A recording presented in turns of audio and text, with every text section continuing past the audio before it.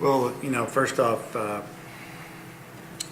credit to Liberty. They played extremely well, and I thought that, on our side, Chris didn't have his command of his fastball tonight, but somehow, he managed to get through that second inning with one run, and that saved us. And then just enough to get us through 5 innings at about 110 pitches or so, and that's all we were looking to get out of him after that second inning. We were thinking if we can just get 5 out of him, hang in there, maybe put together a hit or two, and that we could bring in the 2 pitchers that we did, and they both did a tremendous job. Michael Gunn and Jacob Stone finished it up there. I thought our defense did a tremendous job. They hit a couple balls real hard right at us. I mean, you got to be lucky every now and then. And on the offensive side, credit to their senior pitcher. I think he showed why he's won 11 ball games this year. The way he pitched with runners in scoring position was outstanding, and he kept us from adding to that lead. And that was, whenever you leave a lot of runners out there like that, a lot of times it comes back to bite you in the 8th or 9th. I just feel very fortunate that we won the ball game. Questions for the student athletes, and again, if you'll please indicate to which individual you're asking the question. Chris, the getting out of that second inning, what was kind of the sense of relief considering how much struggle you were having with the command of the fastball? That's exactly it. The command of the fastball, it was kind of like the LSU series that we played. I had the off speed. I had no trouble with the off speed at any count. The fastball is just something that I've got to get control of, especially for the games to come, hopefully. Chris, Tom Murphy, Arkansas Democrat Gazette. Can you speak to why you didn't feel like you had it? What happened? Coach Jordan said I'm just leaving my backside, not getting it through. It's just the way my arm works, the arm slot. I'm tall and lanky. I've just got to let the backside come through, and Coach Jordan said it best. I've just got to let it go. This is for Brian. Can you speak to your home run, what pitch you got, and kind of what it meant, you think, after the second inning Chris had just gone?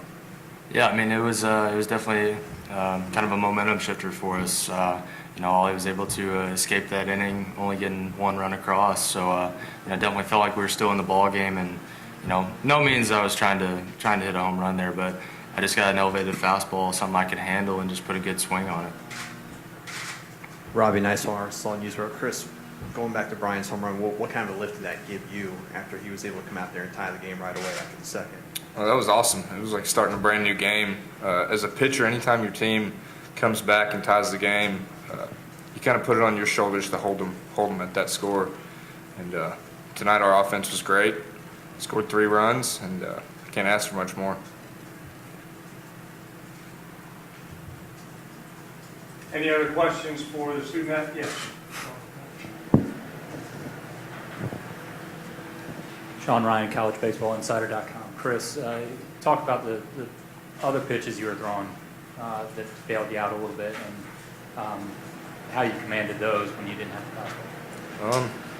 I work with 3 pitches mainly, fastball, curveball, and a circle change. The changeup actually developed this summer in the Cape League. Now I feel comfortable throwing it whenever. I think it actually bypassed the curveball. Tonight the curveball was probably my best pitch, and it got me out of the jam in the second inning. It got me out of the jams that came later too. Brian, you guys expected to get Virginia. You'll see Virginia tomorrow. What will it take to be able to beat them here? We're going to have to come out swinging it. They're going to have a good starter on the bump, and but we got Trey Killian going, so I think it'll be good for us to get out front early. I think that'll help settle the crowd down. They're going to have a lot of people here. Really, I think we're just going to have to pitch, play defense, and get timely hitting. That's kind of the way our season's gone. Excellent starting pitching. Our bullpen's been outstanding, so it's up to the bats to get those timely hits and play defense behind them. I think that's going to be the key for us. You guys were pretty young then, but do you remember the Arkansas-Virginia game, College World Series, walk-off home run, Ivner, that whole situation? This would be a rematch from that. Yeah, definitely. I think we've all seen the video a couple dozen times now, but that was definitely a special moment. I bet Coach Van Horn remembers it really well. But yeah, I've definitely seen the video, and hopefully we can bring some of that momentum with us, or maybe make some more magic. Yeah, that video, we watched that a couple times last year. It gives you chills, and to be a part of something like that, I bet that was insane. Hopefully the game's not that close tomorrow where that has to happen, but if it is, hopefully it goes our way again. Going back to the fans a little bit, the fans that were here for you guys, they're loud. They're just as loud as they are at Baum. Talk about kind of having a little bit of that environment here. We've got some of the best fans in college baseball. I think that shows with the attendance and all that. And they travel well, too. We've got a pretty good group that travels everywhere we go. They've been at all the road games, and can't ask for better fans than that. Take one more question for the student athletes, if there is one. If not, thanks, fellas. Y'all can leave.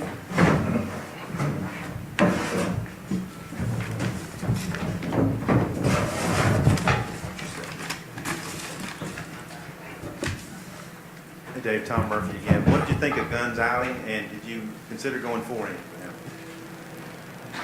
I thought Gunn threw extremely well. They swing. They've got some good hitters, and they took some good swings and started mixing that changeup up a little bit. It seemed like they were on his breaking ball, so we basically went with fastballs and changeups. Threw some breaking off-speed pitches to the left-handed hitters, but for him to come in and get through that lineup one time, and that's what he did. That's what we were hoping. I think he faced maybe the 9-hole hitter twice, and I was nervous there, but I just wanted them to see him once, and it was the bridge to get us to Stone, and he got it done. So I just thought he had a tremendous outing, and I don't remember what your other question was. That was it. Okay.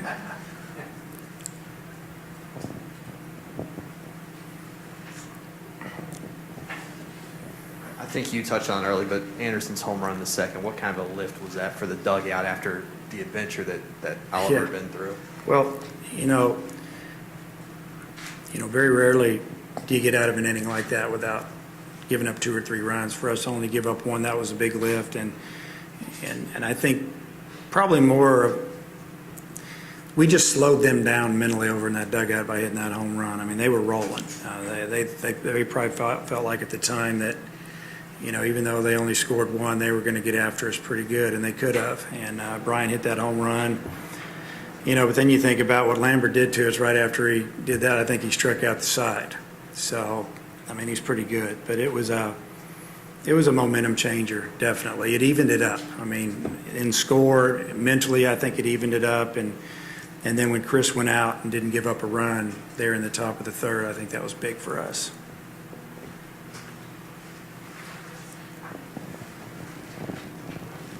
Looking ahead to tomorrow, obviously, you guys kind of expected to play Virginia. What do you do to prepare your guys for kind of a quick turnaround and, the number 1 seed?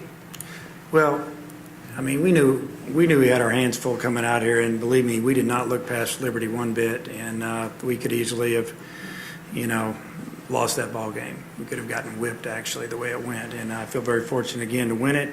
Playing Virginia, obviously, I made the comment the other day. I hope that we have an opportunity to play them.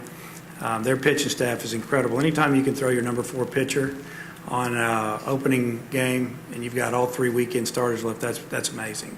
And, they rolled right through the first game. The game that you just saw us play, we've been playing those all year, trust me. And we're just used to tight games, back and forth. But what do? You play the season, you go through the SEC, you play these type of teams, and you hope that you get into certain situations that the experience of the season helps you. And you make a play or a pitch, and you don't panic, and you play the game. And, if we don't make any mistakes, we got a chance to win. The pitcher's awfully good, and they're very fast, a lot of left-handed hitters. And they're pro prospects up and down that lineup and in that bullpen. And, it's going to be a huge challenge, but I know that our guys are excited that we're getting the opportunity to play them.